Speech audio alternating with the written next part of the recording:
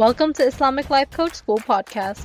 Apply tools that you learn in this podcast and your life will be unrecognizably successful.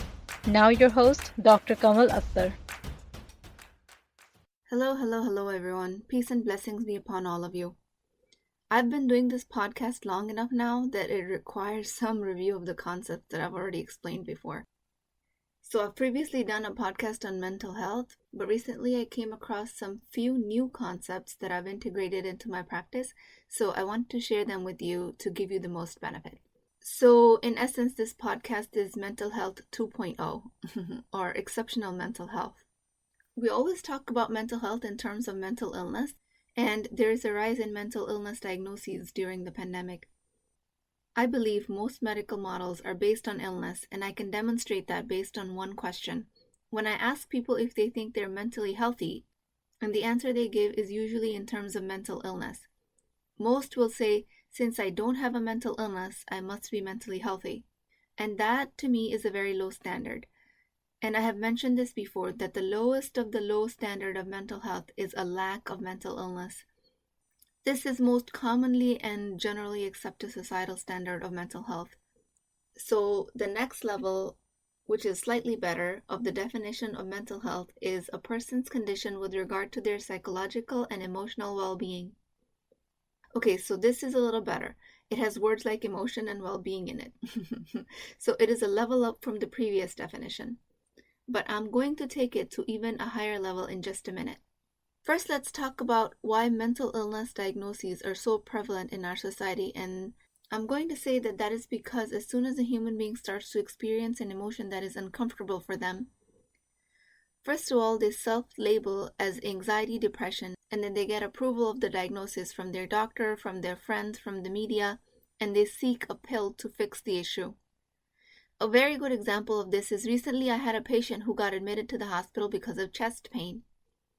We appropriately did all the cardiac workup, and when it came back negative, I followed up with her in her hospital bed to tell her the good news. She was obviously relieved to hear that the stress test and the cardiac enzymes and the other workup was negative, but she went on to reveal to me that she was suffering from anxiety and that she needed me to give her a pill to fix it. I asked her some more details, and the questioning revealed that she was anxious because she couldn't travel to see her first grandchild being born. Earlier on in the pandemic, the risk of flying and catching the coronavirus was much higher. So in this case, the patient's son and his wife had struggled with infertility, and after many IVF cycles, they were able to conceive. And the patient had always imagined being there for her son and her daughter-in-law, especially because they were told that this was a high-risk pregnancy. So imagine me being at the bedside of this patient, and after telling her that coronary disease has been ruled out as a reason of her symptoms, and she's telling me that clearly her symptoms are because of anxiety, because every time she thinks about not being able to see her grandchild, she feels very anxious. So she rightfully came to the hospital for her symptom of chest pain, which was appropriately worked up for coronary disease, because let's face it, in females the presentation of coronary disease can be atypical. But this is not a medical podcast, so we're going to keep this contained to our example. So while she came to the hospital appropriately and we ruled out coronary disease, the most appropriate diagnosis turned out to be anxiety, which is a diagnosis of exclusion to begin with. But again, it was something that she was self-diagnosing. The diagnosis itself of generalized anxiety is not something that I agreed with. She might have been feeling the emotion of anxiety, which was different. So she was appropriately feeling an emotion of anxiety because her lifelong dream of becoming a grandmother was happening somewhere in a distant state, but she could not be there for her son. So what was wrong with feeling anxious in this situation? Nothing. There's nothing wrong with that emotion. That's the right feeling. In this example, it's clear, and in many other cases, that we as a medical community and as a society in general label a negative emotion as a disorder, and we want a quick fix pill to immediately numb out of the state because we are uncomfortable with feeling that emotion.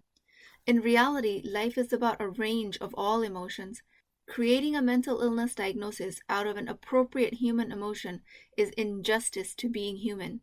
Simply and purely human. So going back to my second definition of mental health that defined it as psychological, emotional well-being, That still has an undertone of an expectation of well-being 100% of the time, but that's unrealistic. The human condition calls for negative emotions, like we saw in this case, which is appropriate. But according to this definition, where mental health means psychological and emotional well-being, it would mean that the time that the humans are feeling a negative emotion, you do not have mental health. But again, that is wrong. Just because you're struggling with an emotion does not mean you do not have mental health. As human beings, this definition obviously induces some resistance because we don't want to identify having a mental illness just because we don't have well-being. But what if we said that well-being includes the whole spectrum of emotions? So that would mean the best news is, in this case, that human emotions that create negative sensations in your body do not mean you have a mental illness. In other words, you can be experiencing a negative emotion and also be in a state of well-being. How cool is that? So negative human emotion does not mean mental illness. That is music to my ears. That's such good news. If you're feeling any resistance to this definition, it's possible you're still in a space where you think your circumstance causes your feelings. Like in the example of this woman, she thought she was anxious because of the pandemic. So she was trying desperately to gain some control over the situation, asking for a quick fix pill. So in this particular situation, I did something that's probably never been done before in the history of hospital medicine. I coached her right in her hospital bed. I helped her see that her thoughts about not being able to see her family were causing her anxiety, not the pandemic. And soon after, like a light bulb turned on for her, she had that facial expression when a human comes to that moment of enlightenment. Like she had been trying to solve a great mystery all her life and all of a sudden she knew the answer. By the way, that face in my clients is just so rewarding for me. I get such a dopamine hit from it. When I see someone having an aha moment, that is extremely fulfilling. And that's why I do this work. Okay, so I digress. But that patient came to the moment of clarity and all of a sudden she was not interested in any anxiety pills. Since she realized that her thought was causing her anxiety, she immediately switched it to asking, what can I do to see my family instead? And this thought switch was so quick that if I wasn't trained as a coach, I would have never noticed the change. And the next word that came out of her mouth were, I think I'm going to drive to see my family. And I was like, excuse me, what do you mean? And she said that I'm afraid of flying in the pandemic, causing me anxiety, then I'll just drive to see them. And just like that, her brain gave her a solution. I wouldn't have thought of that solution because I'm not in her brain, I'm not in her situation. But when she came out of the cloud of thought errors that there was a mental illness and that there was something wrong with her, she actually had authority over her brain. And in that moment of clarity, her brain did the rest of the job of providing her the answers. I see this type of case scenario play out over and over again in my patients, in my clients, and in my personal relationships. So at this point, I'll offer you a third definition of mental health, which is less glamorous, but is the most useful. Mental health is having a spectrum of human emotions and knowing that you have control over them. And since at Islamic Life Coach School, just mediocre mental health is not good enough, we strive for exceptional mental health. And that comes from self-coaching. The formula and the model I teach you guys will help you create superior mental health and a life of your design. A medical professional most likely has never asked you to work on your mental health. They might have asked you to work on your physical health, which is to watch your diet and exercise, and all of those are very important. But what they've never taught you is how to maintain mental health. And that is because, unfortunately, a medical professional has never been taught how to do that themselves. How can they impart that wisdom on their patients? That is why burnout rates among medical professionals are one of the highest compared to any other profession. Medical professionals are in the business of giving. They are natural empaths. Without ever actively engaging in their mental well-being, they give, and burn out. Medical professionals and all other human beings need mental hygiene just like they need to go to the gym. Nobody, and let me emphasize, nobody is taught this knowledge in traditional schooling on how to maintain mental health.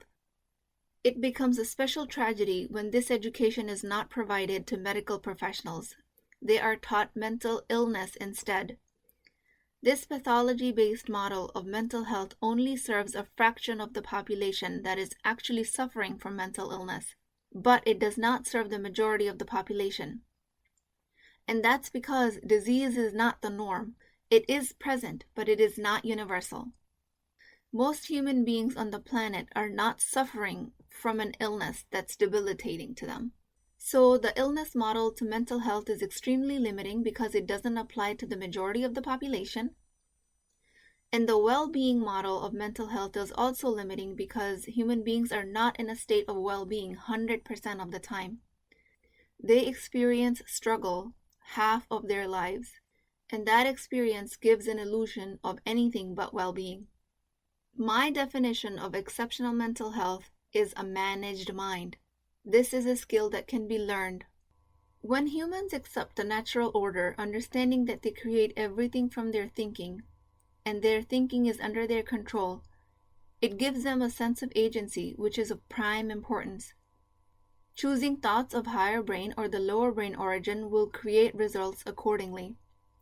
This sense of agency leads to managed mind, which is exceptional mental health, regardless of the emotional state you are in, which can be an appropriately negative emotional state depending on what the situation calls for.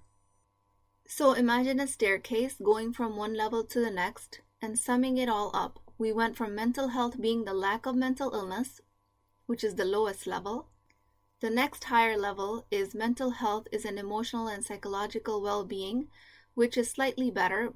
And the third highest level of mental health is being open to the full spectrum of human experience, from negative to positive, with an understanding that with mind management, any emotion can be created. The highest level of mental health is practicing the skill of agency over your thoughts. It is a skill that is learned over time, just like driving or ice skating. You are horrible at it in the beginning, but with practice it gets better. None of this means that you won't be angry or anxious or sad sometimes. It just means that when you are all those things, you're not going to think that there's something wrong with you. You will have the insight that you're creating those emotions from your thoughts. And exceptional mental health is about being able to tell the difference when it is appropriate and inappropriate to create these emotions. So going with this definition of exceptional mental health, we come to learn that it is available to the majority of the people on the planet, even for the people with the diagnosis of mental illness that are on treatment. I pray for the best of mental health for all of you. I pray that Allah subhanahu wa ta'ala gives us insights into our own mind so we can tell when we are creating an emotion appropriately and when we are in error. I pray to Allah subhanahu wa ta'ala that our nafs and shaitan's whispers do not lead us astray in this path of skilling up to our next best level of mental health. And since it is a skill, I have provided you a guidebook to practice this, which is available for you to download at www.islamiclifecoachschool.com. This guidebook is available for you to start your daily mental hygiene today. It provides definitions so you can start gaining insight in your thoughts immediately. Put your effort in, do your work through this workbook, and inshallah you will see the results. I pray to Allah subhanahu wa ta'ala for all of our success in this world and the next. With that, I will talk to you guys next time. If you're interested in getting coached by me, I'm offering a very affordable opportunity to do that with Wisdom Wednesdays. This is not a course, not a lecture. This is an opportunity for live coaching, real change with Islamic adab and etiquette. You do not need more information. You actually need a space to create change. At $19.99 a month, which is the price of takeout dinner, you as a Muslim woman will create confidence, intimacy, and connection without shame or fear of judgment, because your privacy is my highest priority. So join at www.islamiclifecoachschool.com. Resources, Wisdom Wednesdays. I'll see you inside, inshallah.